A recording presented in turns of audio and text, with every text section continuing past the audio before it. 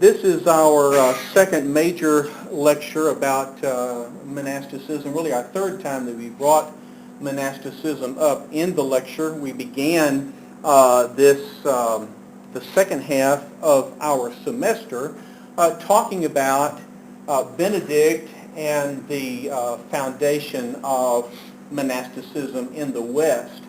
And then when we picked up with monastic reform, we talked about the Cluniac Reform and the Cistercian movement, and how those developments kind of advanced monasticism in the West. Well, today we'll talk further about religious orders, and that's kind of an important question related to religious life in the medieval church. These different orders of Catholicism, where we have two main branches of clergy. We have the priests and we have the monks. And today we're going to look at how there's a couple of different hybrid movements. They kind of took different features from both and put them together. But there were a number of religious orders during the period of time that we're looking at, and it's important for us to understand them in order to understand the medieval church. So first, I want to kind of review priests and monks by comparing and contrasting them, and this may help you understand more about these two branches of clergy in the medieval church.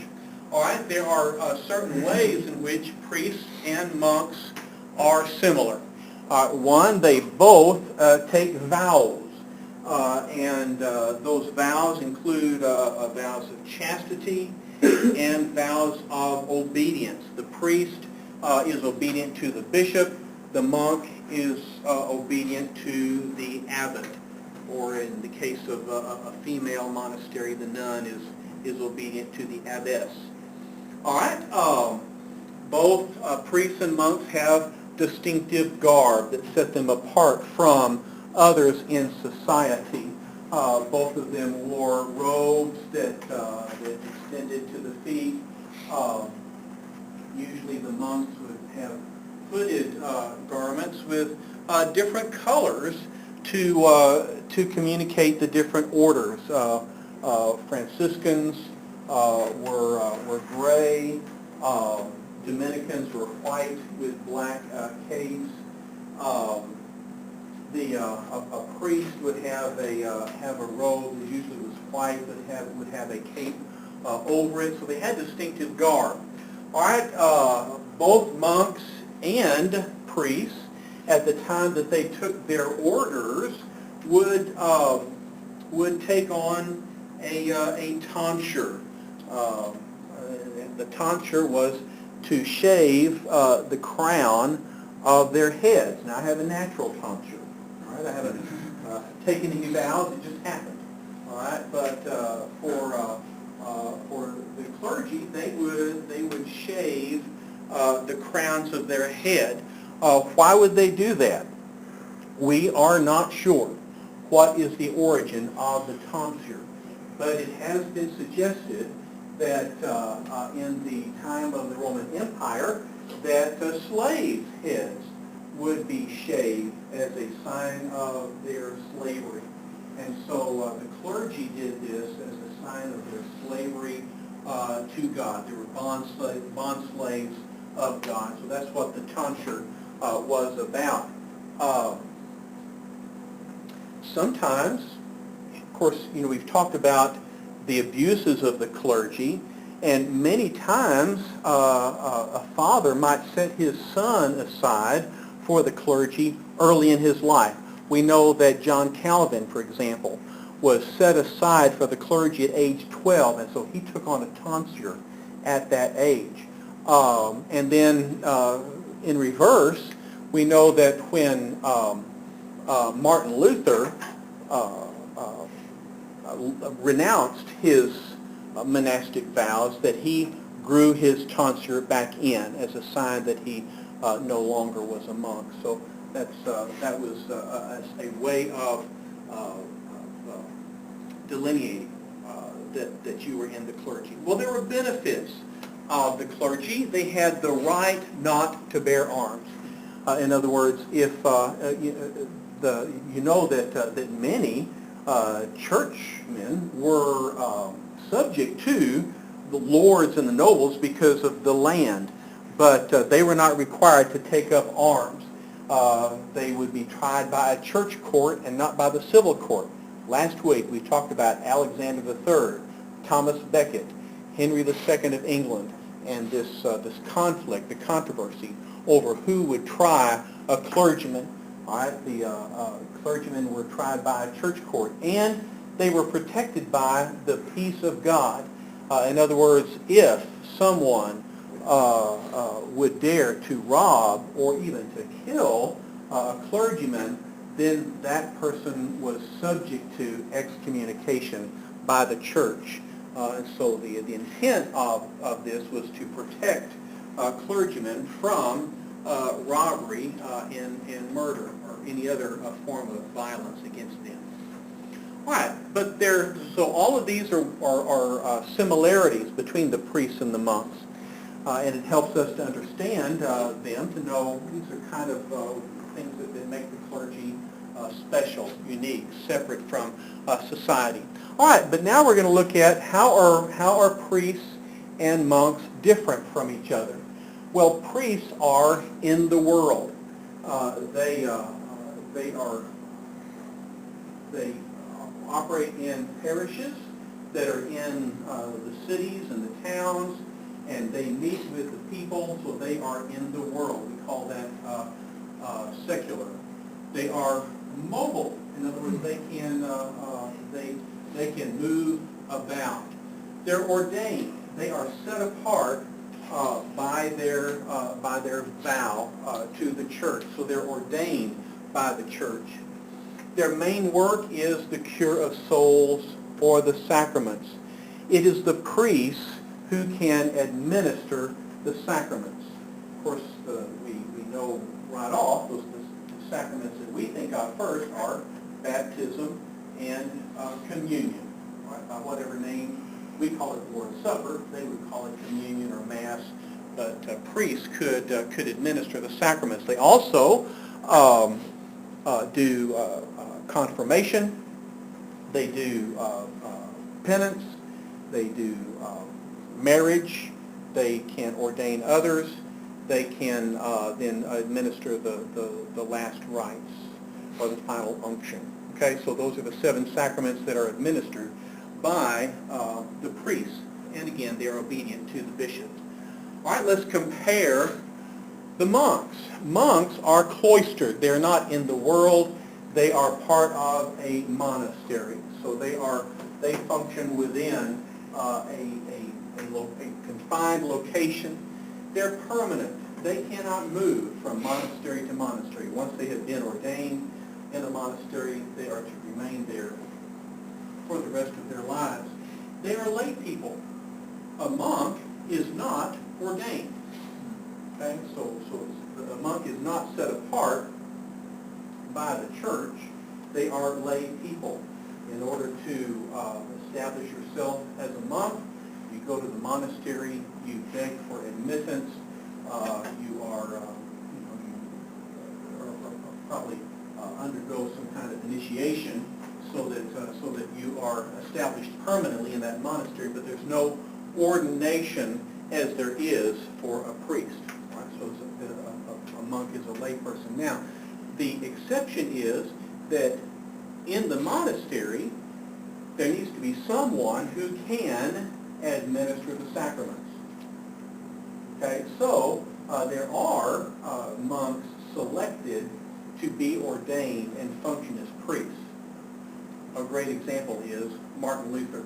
And we know that Martin Luther submitted himself to the Augustinian monastery, and then he was ordained as a priest so that he could administer the sacraments in his monastery. Of course, we know that how he messed up on his first Mass, because as he elevated the wine, he spilled some, much to his mortification. Okay, but typically they're lay people.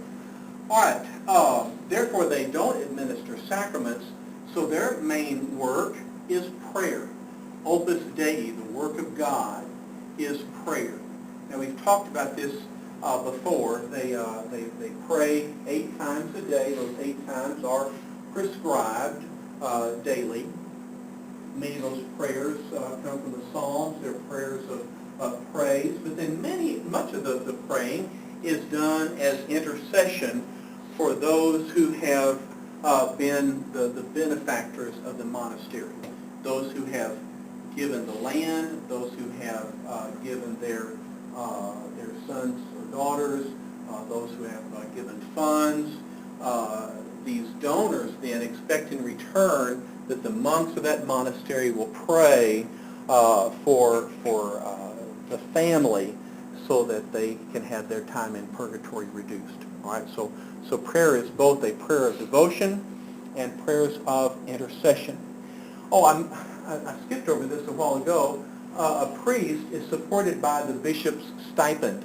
That is, the funds given through the churches go to the bishop, and then the bishop then disperses it to the priests to support the work of the parish, as well as to provide the living of the priest.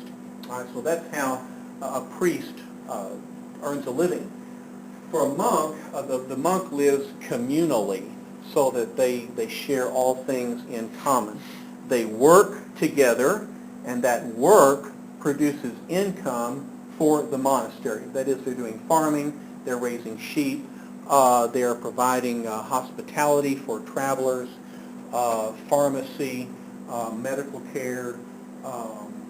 They're producing their scribes, they're transcribing documents that they can sell.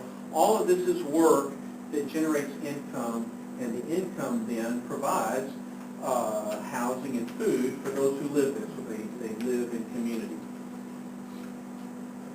All right, and then they follow a rule. They're obedient to the rule of their monastery. Yes, Dwayne?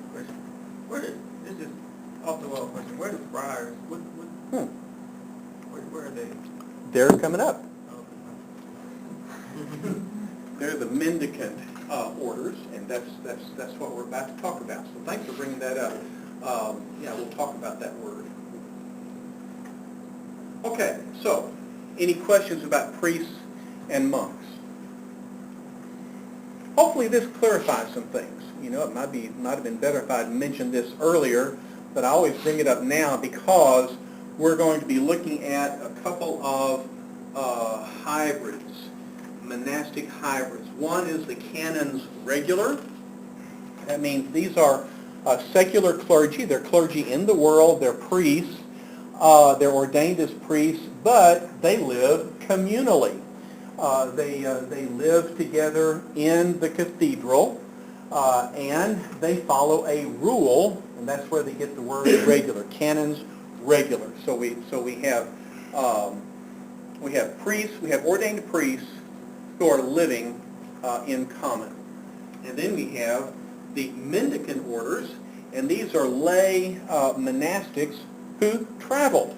So instead of being confined in the walls of a monastery, these mendicant orders travel. They begged for a living. That's where we get the word mendicant. They don't. Since they don't live in a monastery, they don't have the land, so they don't have that income, and so they have to travel around and beg for the funds. And those funds then support the mendicants very frugally, and then for the most part, they disperse those funds to others who need it even more. And these are called friars, okay, from the Latin word fratres, meaning brothers. So a friar is a member of the mendicant order, whether it's the Franciscans that we're going to look at and the Dominicans that we're going to look at. There may be some other mendicant orders, but as a rule, that's who the friars are, and they're kind of this mixture between priests and monks, in that they do travel, they're outside of the monasteries, but they do take on monastic vows. Dwayne, did that help? Do we still see a form of friars today, or what would be, do we see anything that? Well, we still have Franciscan, we still have Franciscans and Dominicans. They actually have, they've kind of more settled into the traditional monastic life, but there are Franciscan monasteries in America, as well as in Europe, but I'm thinking of one in Arkansas, which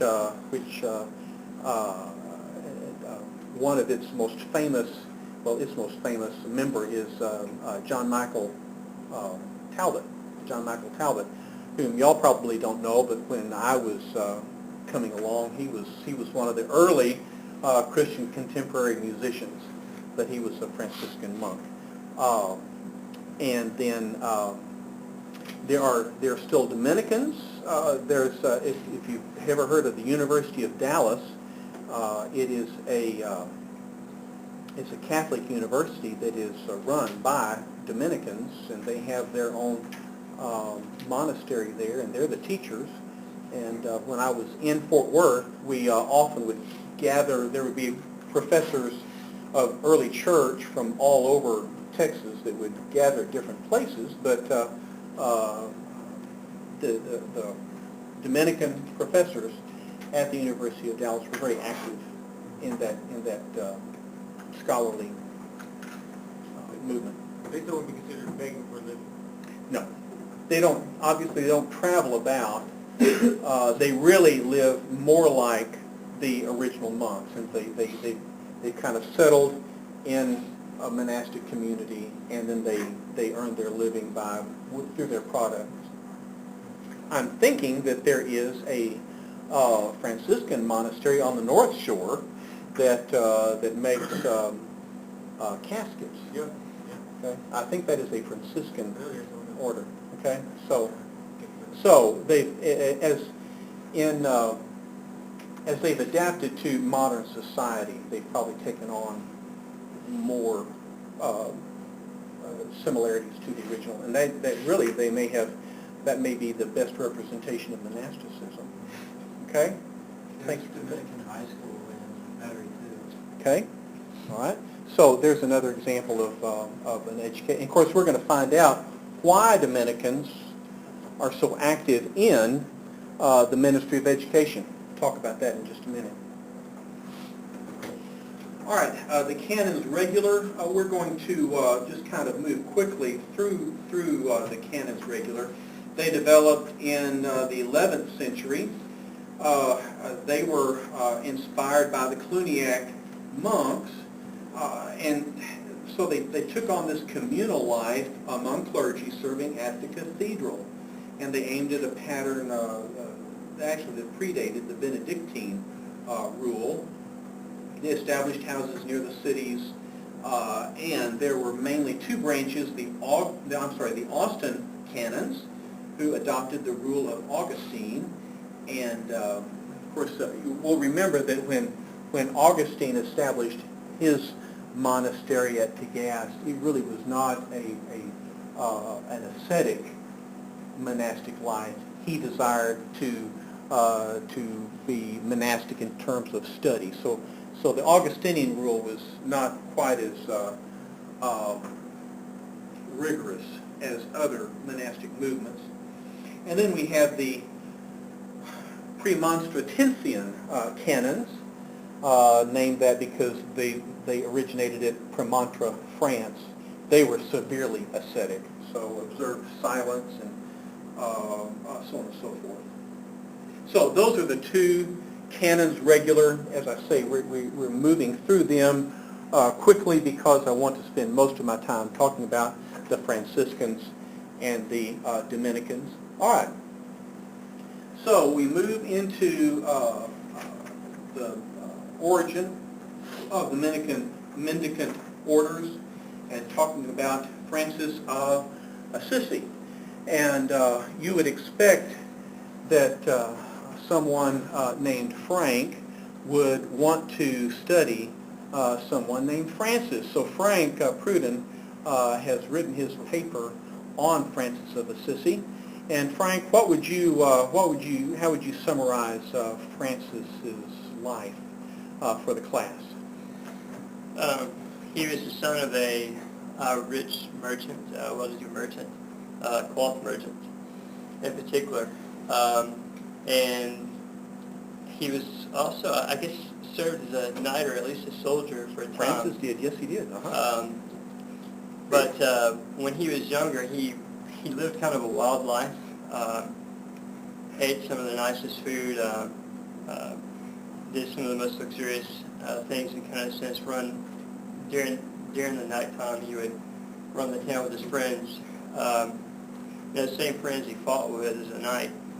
But eventually, he went through some physical struggles in the sense of being captured when fighting, and upon that capture, he was in prison for a while.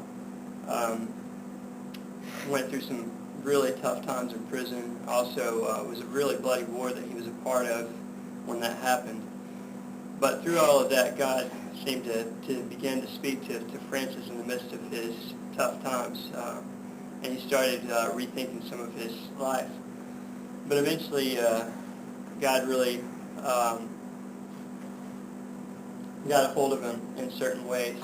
Probably would have been good to make sure I have my paper available, but it's been a week or two since I wrote it because I'm trying to think of some things that I'm just not able to think of that I would want to. But there was about 4 different major spiritual experiences that he had.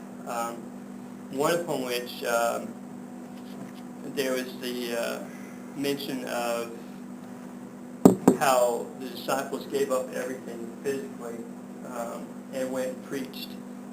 They basically had the bare minimum. And I can't remember, maybe Matthew 10, Matthew 8, I think it's even in our text, the particular passage. It was Matthew 10, it was, that he began to realize the preaching that he commanded his disciples to do. One of the major things that happened too with Francis, he wanted to give to the poor. He had this urge to give to the poor, and he took some of his father's clothing from his clothing store and gave it to some of the poor. And he got some major trouble with his father. One source says that he was locked in a cellar. His father locked him into a cellar and had a trial with the local bishop. I think it was the bishop. Mm-hmm. And at that point, he gave his father all the gold that he got from the clothing that he had stolen and sold, and was going to give the gold to the poor, but he gave it to his father, and he also took off the clothing that he had, and he went without the clothing, and he said, here, take these clothes, take this gold, take everything. He went without the clothing into the woods, and said, this day I no longer have a father, my father only be my father who's in heaven. But anyway, that was kind of radical. That was kind of interesting. But one source tells when eventually he did hear that passage on Matthew 10, and he went back and he preached in his local town, Assisi, the town that he was from, that God just really moved in the church that he spoke in. And there was basically revival break out in a major way. And I guess more than anything, so many people had gotten caught up in material things at that time. It sounds kind of like our society today. And the material things were so much more than the eternal things. And he was one that called the people of the church in that day to think more about the eternal and less more about the material. And was majorly used, it appears, by God.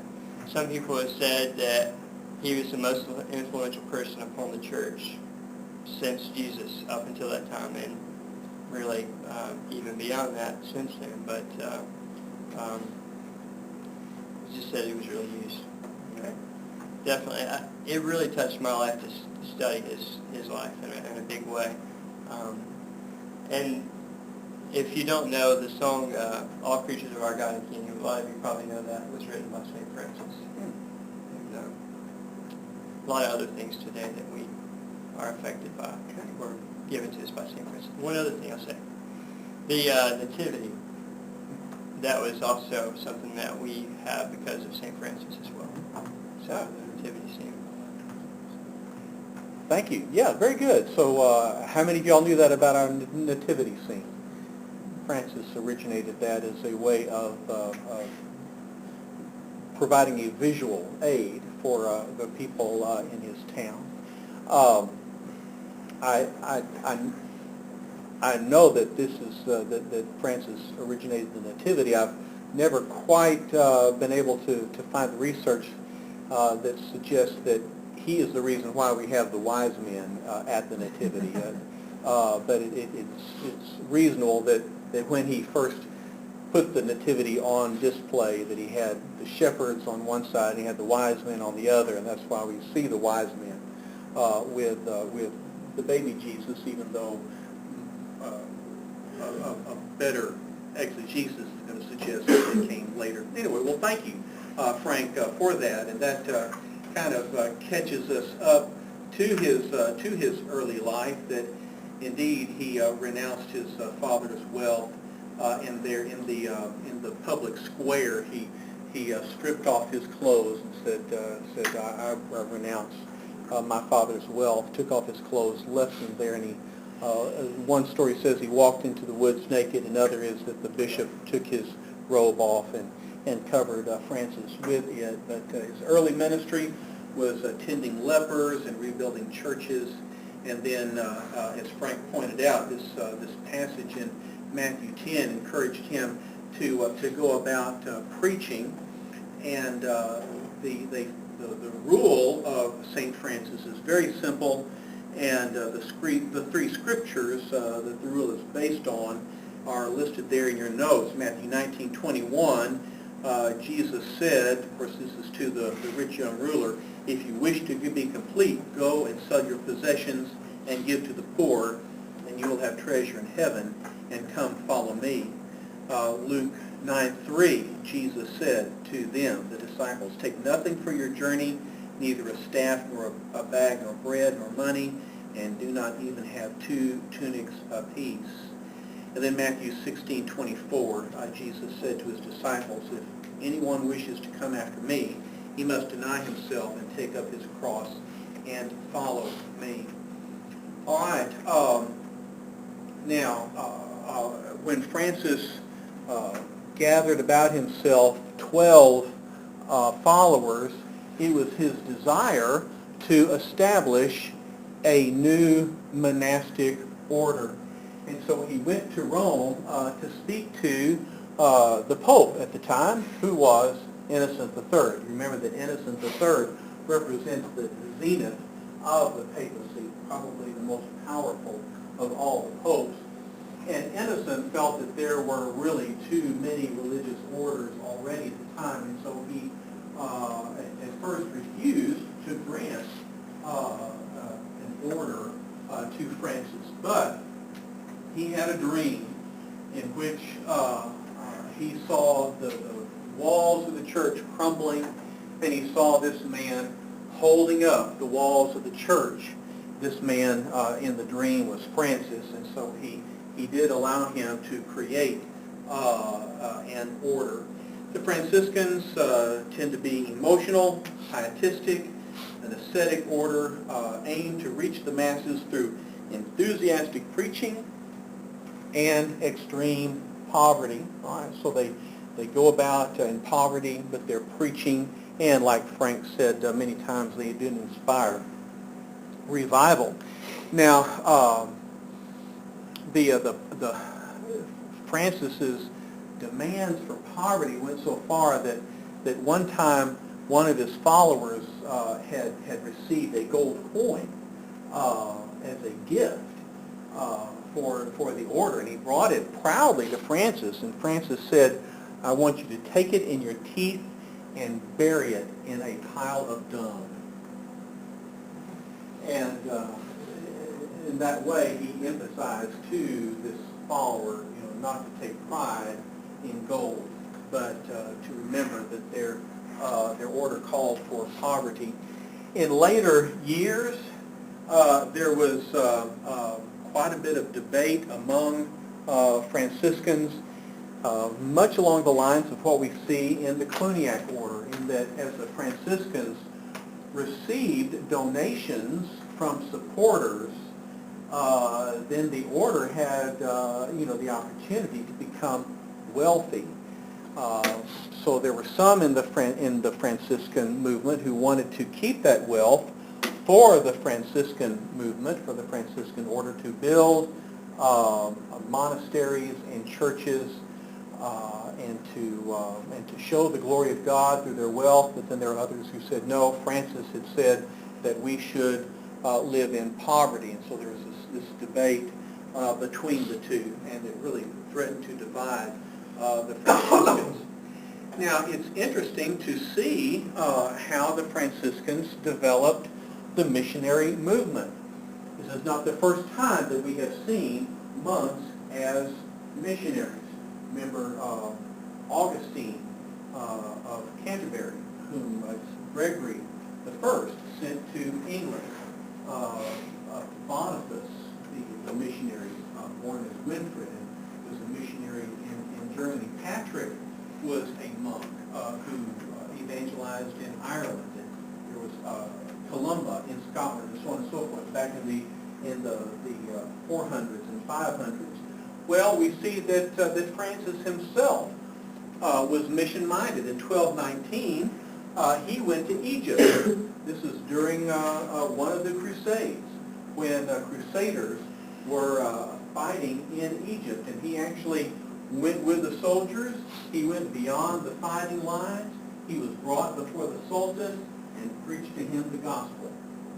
Now, the Sultan did not convert, but the Sultan did respect him and send him back safely to his people. Then there were other followers that served as missionaries, and one interesting one is Raymond Lull, and you see his life dates there. And he worked among Muslims in North Africa and the Middle East. And I actually wrote an article about Raymond Lull that was published in the Louisiana Baptist Message, and I added that today. I added that to your course documents if you want to read more about Raymond Lull. An interesting fella. He began his life much like Francis did. Is not only a life of wealth, but he was very promiscuous, chasing after women. There's one particular woman that who was married, but he pursued her nonetheless. In fact, he himself was married and had 2 children, but he didn't let that stand in the way of his womanizing. This woman, however, was chaste and did not seek his advances, and in fact, at one point, she was forced to bare her bosom to him to show him that she was eaten up with cancer, and that really made an impression on him, and he saw in this a symbol of his own lust, that it also was cancerous and was eating after him. And then even later than that, he was confronted by a vision of the Lord Jesus Christ, and so after a long night of confession and repentance, he experienced forgiveness, and he abandoned his lifestyle and became a member of the Third Order of the Franciscans, which meant that he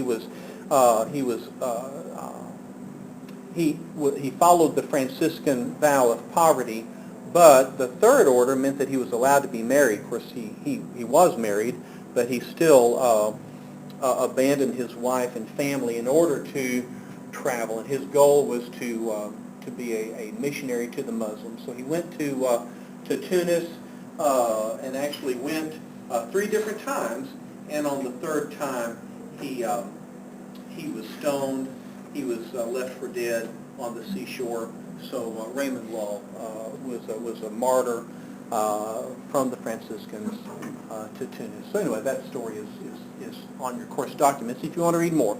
Another Franciscan missionary, John Montecorvino, lived about the same time as Raymond Lull, and his ministry was in China. In 1308, he actually was made Bishop of Beijing, but in the next century, that mission was closed because of opposition from the Chinese.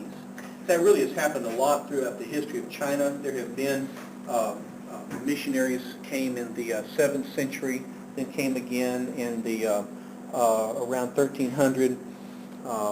They would establish work, but then the Chinese are very ethnocentric. They then would reject the foreign religion and push it out. It'd come again, then they'd push it out.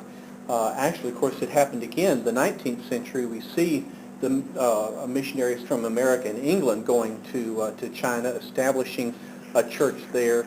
Then, of course, under communist China, the missionaries were expelled. This time, however, there was enough of a witness there, enough of a foundation of the church that really, in spite of, or even because of, the oppression from the communists, the indigenous Chinese church has grown tremendously. But at any rate, that's what happened with the movement started by John Montecarino in China. Oh, here's another interesting thought. When we get to the lecture on scholasticism, we'll meet up with Thomas Aquinas, who wrote a treatise Contra Gentiles, or Against the Gentiles. And this was actually, Thomas Aquinas wrote this at the encouragement of Raymond Lull, who asked him to write a treatise that would help in the mission to the Muslims. All right, any questions about the Franciscans? All right. Appreciate Frank's help in the lecture. And there's more. Yes, I'll Frank? just share this couple of things real Sure, quick. please. Rich Mullins was highly influenced by St. Francis as well. Even started a group called Kid Brothers of St. Frank. He called St. Francis he called Francis St. Frank. That's what he called him, and he started a group called the Brothers of St. Frank, which are even around today. And then also Brennan Manning, author of the Ragamuffin Gospel, is a Franciscan priest as well. Okay. So Very good. Passed away last week, I think. Brennan Manning, yes, died Didn't realize that. very recently. Yeah. I didn't realize he was Franciscan, but that makes sense because he would be connected with Rich Mullins, who called his group the Ragamuffin Band. So, yeah, so all of this kind of connects this idea of poverty and ministry, through poverty. Thanks. So, all this to say that Francis is still having an influence on Christians today. All right. Well, the next major mendicant order is the Dominicans, founded by Dominic de Guzman. No one wrote a paper on Dominic, but he certainly is an interesting and important character. He was born in Castile, Spain, to a pious family. And before his birth, his mother, now of course, really the story comes later, so this may be an apocryphal story, but nonetheless, I think it says something about Dominic. The mother said that while she was pregnant, that she dreamed that within her womb was a dog who ran bearing a torch that set the world on fire. Okay? And so often the symbol of Dominic is this hound carrying a torch. But then when you look at the Latin for the Lord's hound, that's Domini Canis, okay, canine, dogs, Domini of the Lord, dogs of the Lord, Lord's hounds, which is kind of a pun on the name Dominicans. Okay? But at any rate, it seems as if he was destined for this kind of active ministry. He was educated early in life, spent most of his time studying, and his only luxury was books. But even these he finally gave up to sell for charity. And of course, remember that books at the time were written on parchment or the sheepskins, smoothed out and scraped and put together in leaves of the book. So he sold his book, saying that he could not prize dead skins while living skins were starving and in want. So he always was, even though he kind of grew up in a wealthy family, he always was concerned for the poor. And this became very important on a mission to southern France. In southern France, there was a prominent group of heretics known by a couple of names. One is the Cathari, meaning those who were pure, and they're also known as the Albigensians because they settled in Albi in South France.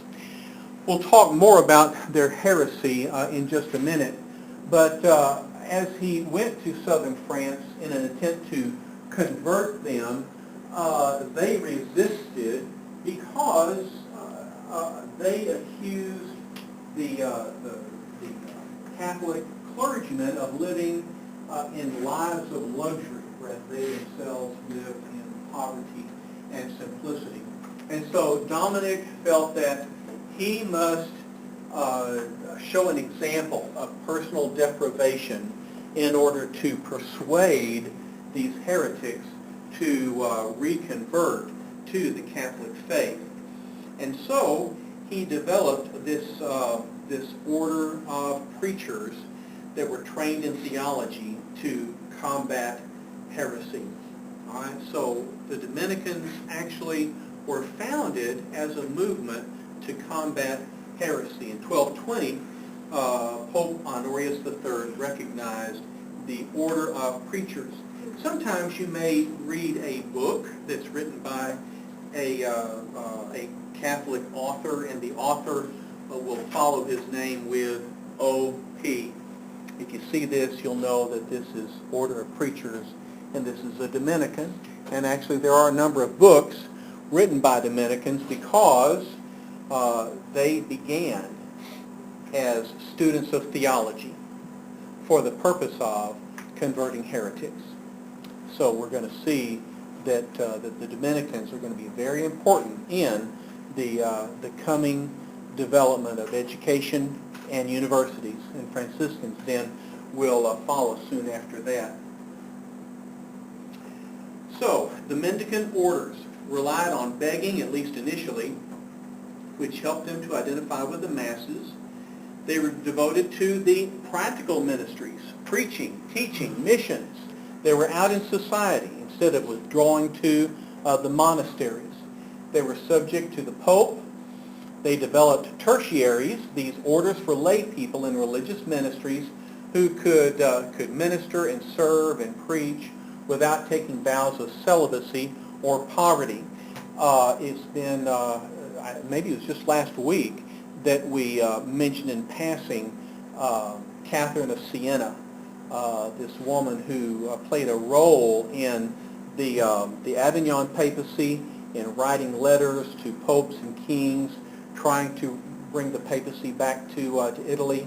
Also, after the Great Schism, she was very politically active in writing to these major characters in the political and ecclesiastical life of the time. But she was a Dominican tertiary. Raymond Lull was a Franciscan tertiary. So these mendicant movements enabled others to become involved in their movement without having to take vows of celibacy. And then the Franciscans and Dominicans staffed new universities and led in the scholastic movement that we're going to talk about in just a little bit. All right, they also were involved with the Inquisition. All right, so we need to talk about that. The background of the Inquisition is the union of church and state. So with the church united to the state, the church can call upon the resources of the state to combat any dissension and to enforce conformity to the established church.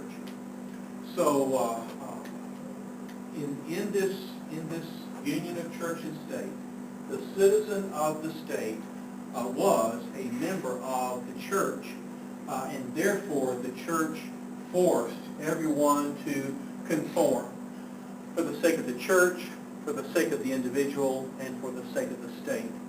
For the church, doctrinal purity and uniformity must be maintained.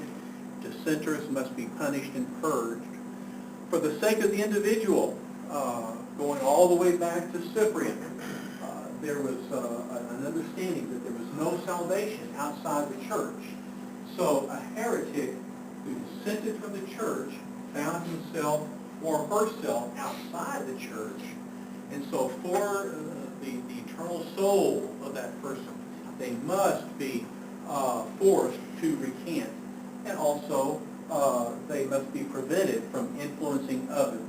So if they would not recant, then their example would strike fear in others who would be hopefully, or the intention was that they would be encouraged not to follow the heresy. And so also for the sake of the state, because from the time of Constantine, we've seen that the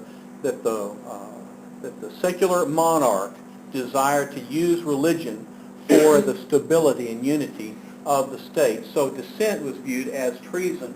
For all these reasons, we see the development of the Inquisition, or ways of enforcing conformity to the state. All right, at this time, probably the largest movement considered to be heretical was the Albigensians, or the Cathari, settling in Albi, southern France. They were also in Germany, known as the Cathari. And they were indeed heretical. Their beliefs were one of adoptionism, the idea that Jesus was human, who was adopted by God while at his baptism, and they were opposed to infant baptism. They're opposed to the worship of Mary. They're opposed to the cult of the saints. They're opposed to the worship of icons. So in that sense, there are many of their doctrines or practices we would agree with. It's interesting that when you study Baptist heritage and you study the theory of Baptist successionism, there are those who teach that Baptists can trace their spiritual lineage all the way back to John the Baptist and Jesus and the Jordan. It's called the JJJ theory. And this idea that all through the ages, the Baptist ideal has been maintained in one way or another by various groups. Okay? The most famous book written to support Baptist successionism is the Trail of Blood, written by J.M. Carroll, who's the brother of B.H. Carroll, the founder of Southwestern Seminary. Okay? It may interest you to know that another proponent of Baptist successionism is a man named John T. Christian. You've seen his name on our campus, at our library. All right?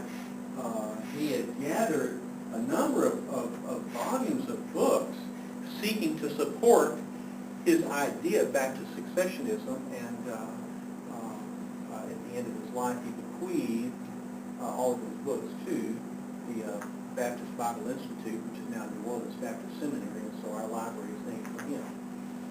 But if you look at the Trail of Blood, it shows a list of a variety of different groups and sects throughout Christianity, and one of them is the Albigensians.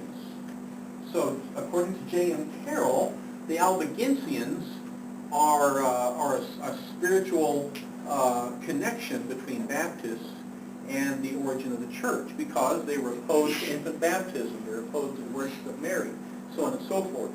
However, what J.M. Carroll either ignores or fails to point out is that there are many points at which we would depart from the Albigensians, namely their dualism, their idea that matter is evil, spirit is good, this extreme asceticism, the rejection of marriage, and their idea of salvation by obedience to those who are perfect. And those who are perfect then are the spiritually elite, to whom the followers must come for their sacraments, which is why they do not accept Roman Catholic baptism, because they only accept baptism by the perfect Albigensians and by receiving sacraments from them. So the Albigensians, very similar to the Manichees that we looked at when we studied early church heresies. So the Albigensians, this is kind of revival of Manichaeism, strong in southern France and Germany, and they were attracting a number of followers. And so the church instigated a charge of heresy and an inquisition against them. The goal was to rid Christian society of internal threats and to end religious dissent. So here's the history of the Inquisitions. 1179, Alexander III. We looked at him last week as one of the more powerful of the popes, and he turned the spirit of the Crusades, the promise of indulgences in going out on crusades. He gave these indulgences, he promised these indulgences to those who would go on a crusade, not against the Muslims in the east, but against the Albigensians in southern France. And so that he actually sent a crusade against the Albigensians. Many of them were slaughtered, although survivors did continue. In 1209, Innocent III sent a crusade that destroyed entire cities. So all of this is at a time when Dominic was attempting to convert the Albigensians by persuasion, but because he was not acting quickly enough, because the popes were impatient for conformity, they used their armies to force the conformity. 1215, the Fourth Lateran Council established regulations so that bishops could seek out the heretics, and then there were papal inquisitors appointed, and these inquisitors came from the ranks of the Dominicans and the Franciscans. So the order of preachers established by Dominic for the purpose of studying theology, preaching Christian doctrine, and persuading these different dissenters to come back to the Catholic faith. Instead, the Dominicans were used as inquisitors to enforce conformity. So then, another couple of decades later, 1252, Innocent IV allowed the use of torture. Penalties included confiscation of goods, imprisonment, and even burning at the stake. Finally, Urban IV created the office of Inquisitor General. All right, so we see these inquisitions beginning, and through the use of crusades and through the use of the court system, bringing about conformity. The worst of it was in Spain. We still talk about the Spanish Inquisition, late 15th century, led by Ferdinand and Isabella.